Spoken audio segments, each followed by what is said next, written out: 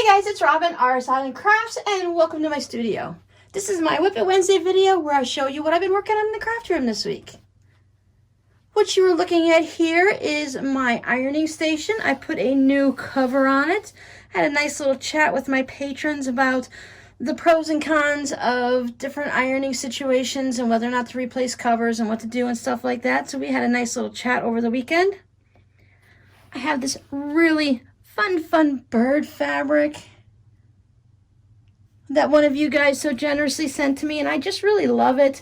White may not be the best idea for me for a pressing station, but I'm figuring maybe with these little blue dots and the vines and stuff like that and the birds, that any little spots might just kind of disappear in there. So we'll see. And until it does get all messy and I have to change it again, I'll enjoy looking at this pretty birds. I finished another one of the Quilt As You Go stockings. I think that is the last one I had to finish. So this is one of the large ones with the lining, and it's got the little hanging thing. The Santa's on the back. I was looking at these Santas, and this guy, he actually looks like my father. My father had this white beard and stuff, and he just kind of has that same look to him. So it just all of a sudden, when I was working on it and I was looking at it from the back, I'm like, whoa, that looks like my father. I don't think I had these finished last week either, so I finished up these two. These are the ones where instead of doing the Quilt As You Go, I made the little panels. This one has some squares, and I just did some little stitch lines right across it. Nothing overly exciting, just something to hold it to the batting. And here, I just kind of did a stitch in the ditch along there. I tried to put it so I got some reindeer. And then I got Santa in his sleigh with the flowers here, and I think I did pretty good. I don't have anyone upside down. I did cut off Santa's little feet there, but no one's going to notice that, right? So there's my stockings, all nice and pretty and done. We worked on the fabric paper chain type situation last week on the tutorial. I didn't get any farther than this. I went ahead and stopped because I wanted to think it through, decide on a couple options and stuff like that. And I had other things to do, and this wasn't like a high priority for me. But I did make these. I started working on a couple pouches. This one is my Oops. It's got the mustaches upside down. And I know exactly where I went wrong because I flipped the fabric and didn't pay attention when I put the little outline shape onto it, the template. But I don't think it's all that bad. So the mustaches are a little upside down, but it has a little character now. Maybe if we just keep our pouch like this all the time, it wouldn't matter. This is one of those scissors cozies from Sew Talk Handmade. Lined it with the gray with those little circle sun type situations on there. I haven't decided yet if I'm going to keep this one or put it in the shop. I really wasn't a fan of these mustaches at first, but they've kind of grown on me and how they have the larger ones and then the little skinny small ones there. And it has a kind of like when you take your paint and you go like this, it's what the background is. It's all hashy like that, you know. I don't know what it's called, but that's what it is, and I kind of like it. It's in a creamy color on a beigey type background, so it's kind of pretty. It's kind of fun. Surprise, surprise, I actually remembered to take a little video of these pouches before I send them out. Well, two of them are going out in the mail, and one of them is staying here. I have this mustache. This was the very last of this mustache fabric, but I purchased some new. I couldn't find anything fun and colorful like this. I'm like 100%, well, 98% sure I picked this up at Joann's. I even went out and looked at all the Joann's, looked in the clearance, looked everywhere, and I couldn't find any more of this. So this is the very last piece of this. So I combined it with some of the new mustache fabric and made this little quilted pouch. Nice little lining inside. And my plan was to make one of these scissor cozies. So I cut out the fabric, got it all into this nice shape, went to sew it together, and then I realized,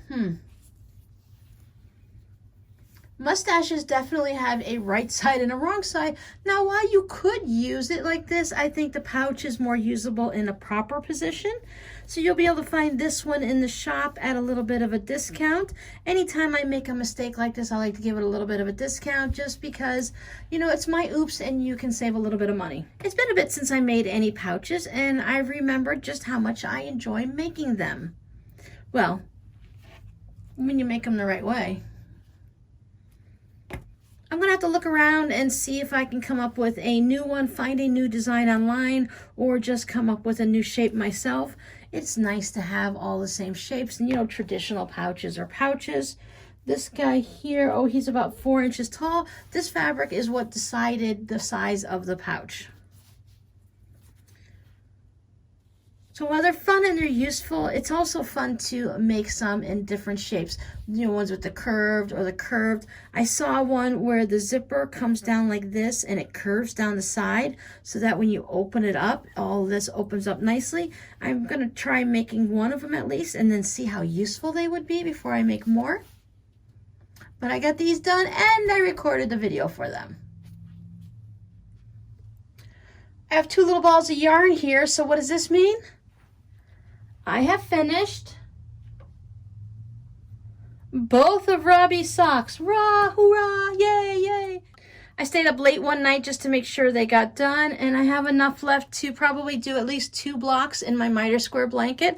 I like that I'm able to add our socks in as I go, and I don't put these in with that stash of yarn. I just go ahead and make these my next 2 squares so that they get used up right away. When I was here last week, I was at this one, so I went ahead and finished that up. I like the way it has that little bit of a sunset going on there. So these are done the way he likes them. Fold them and they, okay, so if that doesn't come, let's see. There, it comes all the way up to the top. These socks are very stretchy to a certain extent. I mean, if they don't fit, they don't fit. You're not going to stretch them, but they do tend to have a little bit of a stretchability to them. I wove in all the ends so they are good to go to get wrapped up for Christmas. I always get questions, so I do the Fleet Will Heal. There are several videos on YouTube that can explain it a lot better than I can. This is just a basic, simple knit pattern. I know Robbie's size of his foot. I've made him several pairs of socks. I probably made him knit him about 12 to 15 pairs of socks so far.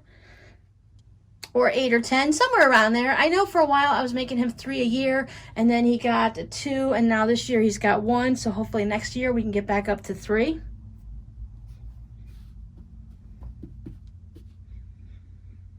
I do like to do a 1x1 twisted rib on the cuff. I like how it stretches out and sucks back in. It looks really nice. I couldn't tell you the bind off I do. I think it's something like it's something that I learned after watching many, many videos about binding off, and I want to say it's a super extra stretchy bind off. I do a Judy's Magic cast on, but I don't know if I do a Judy's Magic stretchy bind off.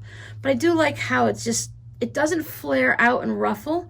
It just has a nice thing. And the way you do this is, as you're going to do it for those knitters that you do your normal bind off, before you have 1 stitch on one needle, and you go to bind off the second stitch, and you know how you take the first one and over the second. So you have your one that's here, right? That's just hanging out from the last one that you bound off, and you're getting ready to do this one. I do a yarn over, and depending if you're doing a knit stitch or a purl stitch, one you yarn one way and the other you yarn the other, and I never remember until I'm actually doing it, but you can see which way you need to do it to make it easy to do the next stitch. So then you knit that second stitch. So now you have 3 of them on your needle over here. Those first 2, you bring them over, so you only end up with 1 needle, and that 1 stitch on your needle, and then same way you cast off normally, you bring that 1 stitch over, and that just gives you this nice stretchy bind off. It doesn't flare out, doesn't ruffle. It has a nice little look to it. I do get a little bit, I mean, you can see it has like this little bit of a ridge type thing, but that doesn't bother me at all. It doesn't ruffle at all. I do it with my same needle. I do it with the same tension. I don't go loosely or anything like that. I mean, I don't go super tight or anything, but I don't go extra loose or go to a different needle size. And I just like the way it works. And then it goes up over his size 14 foot. I do 76 stitches for him so that you know he has a wide foot. The yarn I used is Lion Brand's Mani Petty, and I used the mitten colorway. Oh, mittens. There you go, mittens colorway. I don't understand how any of this has to do with mittens, but whatever, right?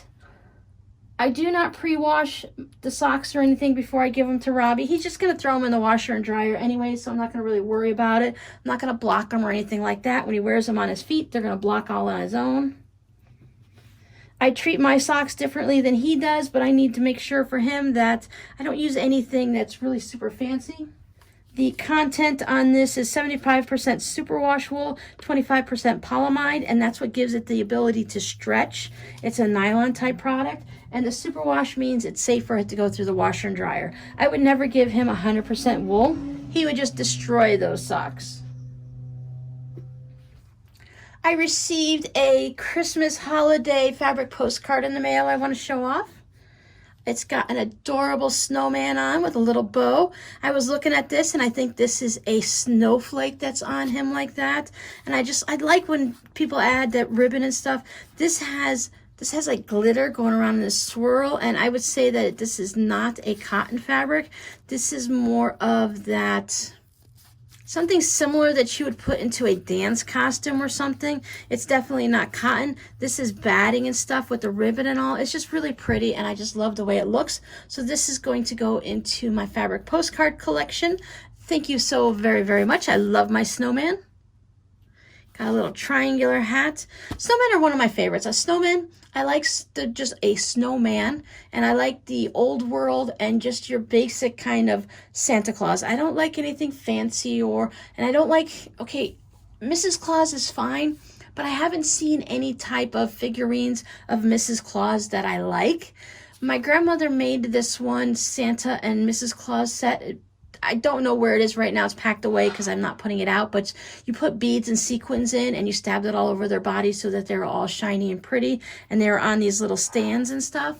And that Mrs. Claus is like what I think of as a Mrs. Claus. I've also seen like a Mrs. Snowman type thing, and she always has like a bandana on, and I don't know, I just don't like those. So I like the snowman and I like Santa Claus. Nothing fancy.